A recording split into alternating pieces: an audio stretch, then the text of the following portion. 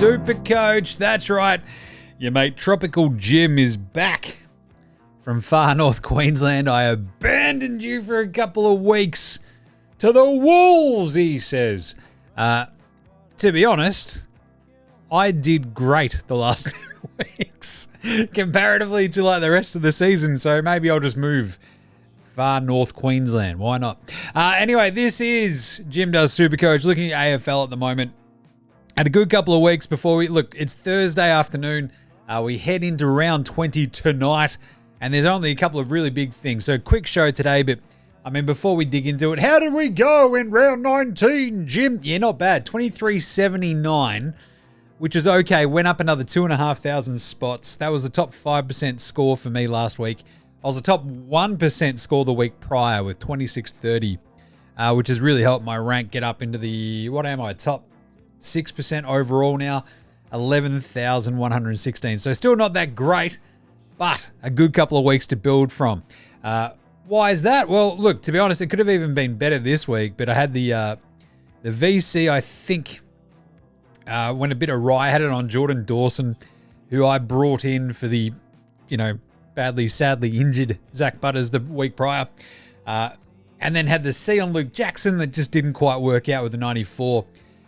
If you had the C on Bond, yeesh, 155. He went massive. So, look, captaincy is going to be the big POD this week and the next few weeks, etc., as we get into Supercoach finals and obviously the very, very end of the season, because we only got 5 rounds to go. So, what are we going to do this week, Jim? What are the biggest things? Well, Max Holmes is out, and obviously, considering he's the most traded out player this week, done for the season with that ankle syndesmosis, and it looked horrible, I'll tell you that much.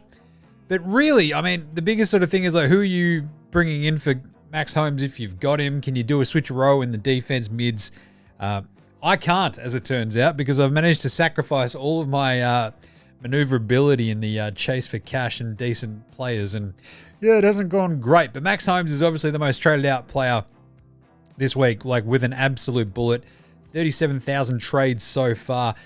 Those who held on to Zach Butters are still trading him out as well. So just quickly, we'll go through the most traded outs. That is Max Holmes. It is Butters 1, 2. Joel Fitzgerald's at 3. People just sort of jumping off him to, cash a little bit. If you've got trades left and you're trading down, that'll give you an extra 100K. Well, 135K if you're going down to a 99K rookie.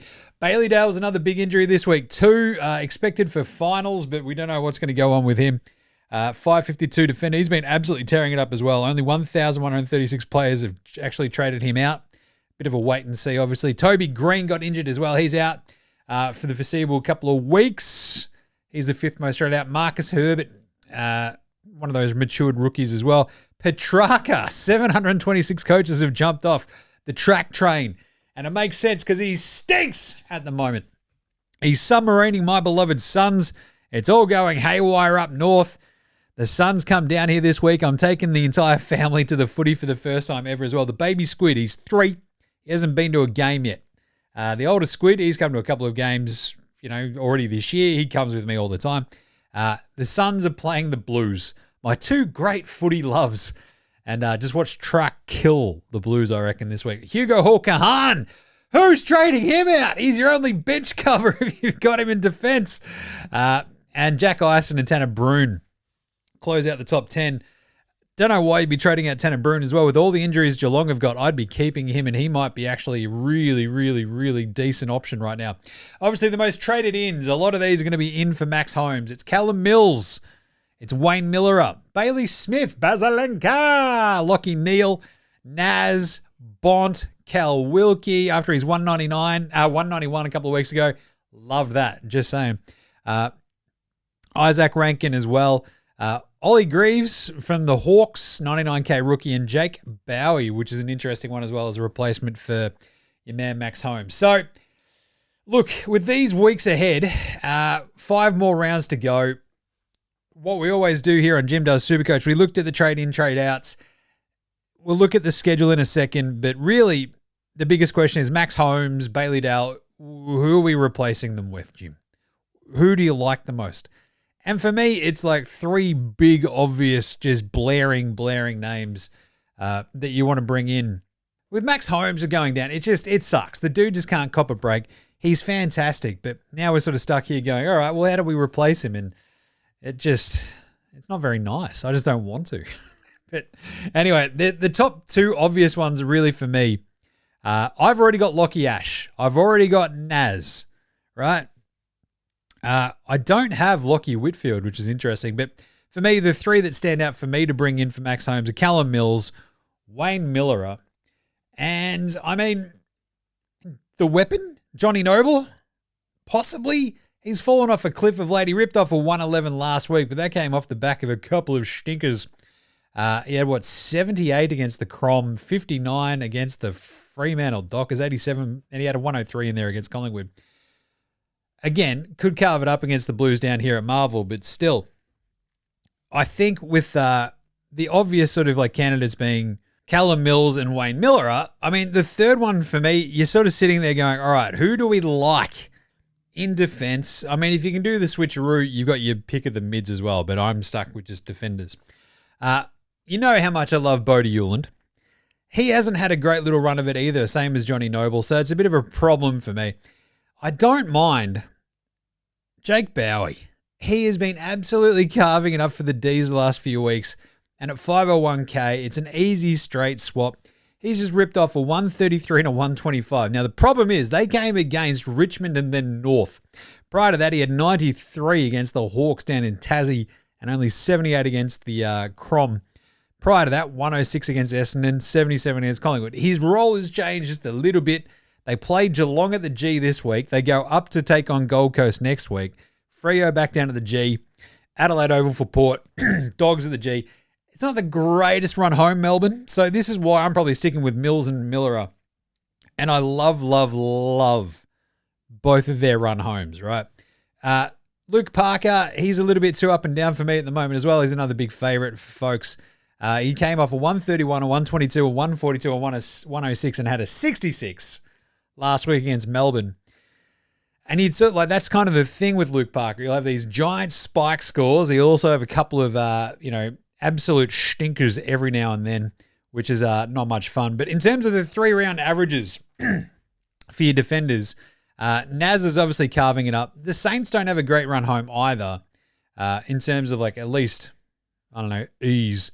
They do have North this week, which is all right. At Marvel, it should be, plenty. They do at least have a bit of a tagger down there in Finn O'Sullivan for the Roos.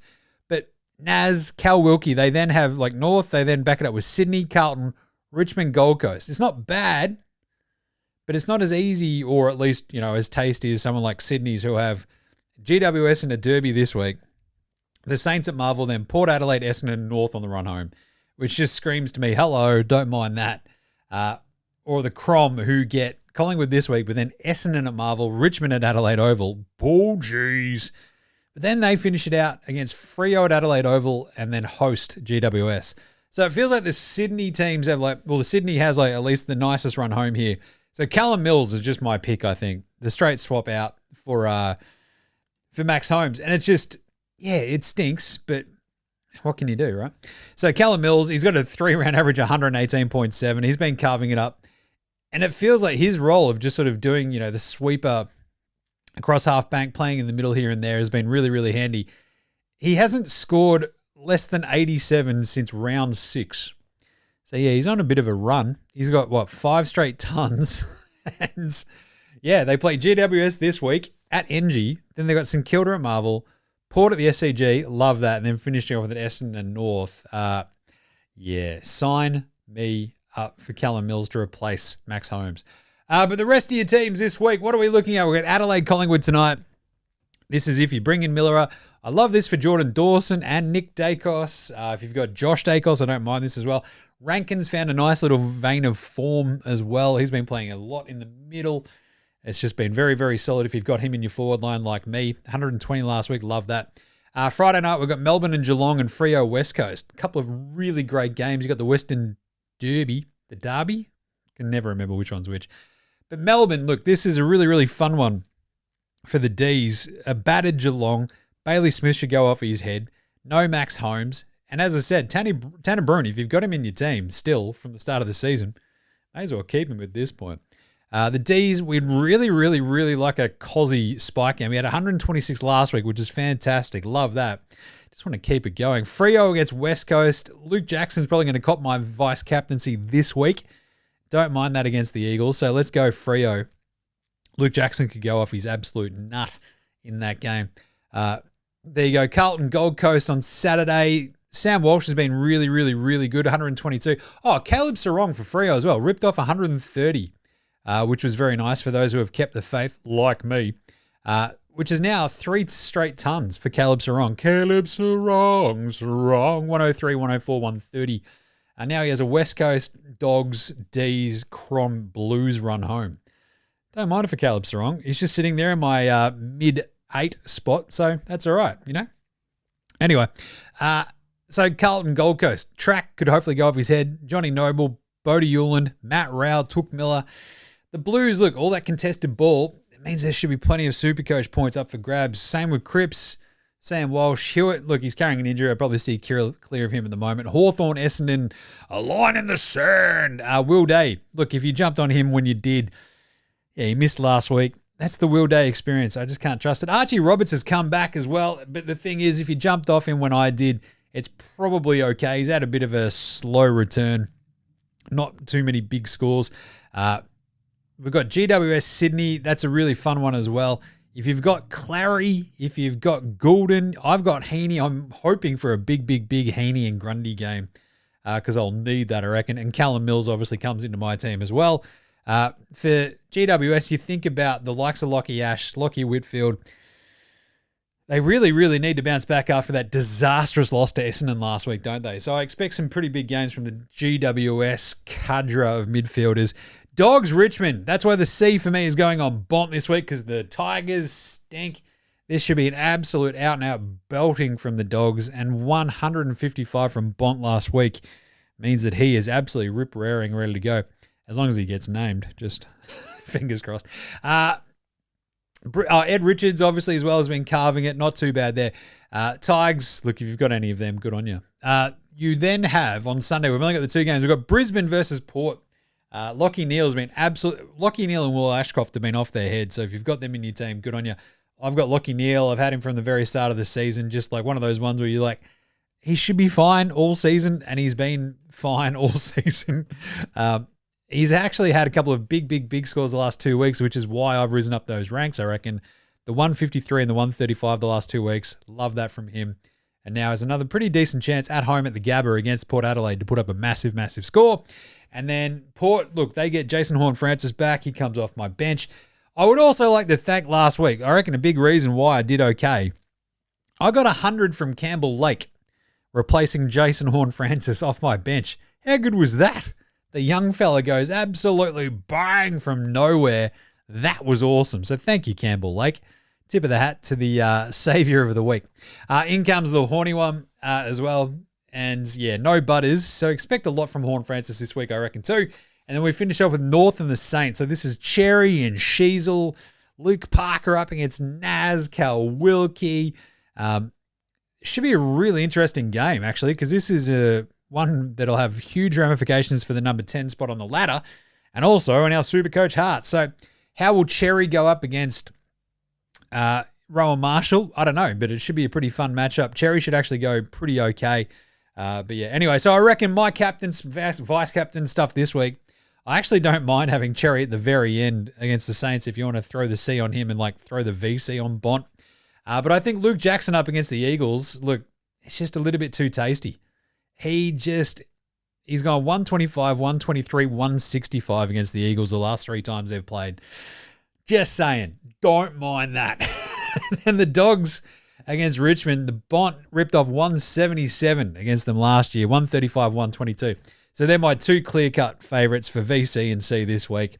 And that's it. So how are we doing for everything else? I hope you're doing all right. Look, I've only got I had 2 trades left going into this week. I think I came out of basically maxing out my team with 4 or 5 trades left. Might have been 4, I think, after using my final boost to finish, at least go full primo. Leaving 4 trades, all 3 that I've used so far have been injury related. leaving one trade for the rest of the season. But look, with Hugo, look at my bench. I've got Hugo, Hall, Kahan, and Jackson Artemis there in defense, both playing at the moment. Artemis made his debut last week. Hugo has been really, really good now that he's gotten back into the team. He's named again this week, which is cool. In the mids, I've got Herbert and Fitzgerald. That's perfectly cromulent. Kalani White is my backup ruckman. That's a floating donut. And then Campbell Lake and Banfield for the Saints is both my forward. Was it Charlie Banfield? He hasn't played for, when did he last play? Round 12. Good on you, Charlie. Again, another floating donut. They're fine, right? So there's at least one bench player I've got there with one trade left. There'll be another suspension or another injury, obviously, but this is now skin to your teeth kind of time, and off we go. So let us know how many trades you've got, what your plans are for this week, who you like to replace Max Holmes. But I think, as I said, if I've got to rank them, I think I'm going Callum Mills, Wayne Miller, and Jake Bowie, I think, is my top 3 for the minute, just because I think they're in the best form. And if you don't have the likes of Naz, it's not a great run here. And Bailey Dale goes out as well. So, I don't know. The other names out there, like Luke Parker, Whitfield and co, probably okay. Like, Whitfield is now down to 482K, but he's scoring as well. I mean, against the Bomb Rays, it was a bit of a disappointing effort, right? 102 after a 68 and a 119. But anyway, so my top 3 are right there. So there you go. Here's to a massive, massive, massive week on the tools for your Supercoach. Keep those green arrows pointing up, and we will catch you next week. This is Jim Does Supercoach. Happy Supercoaching.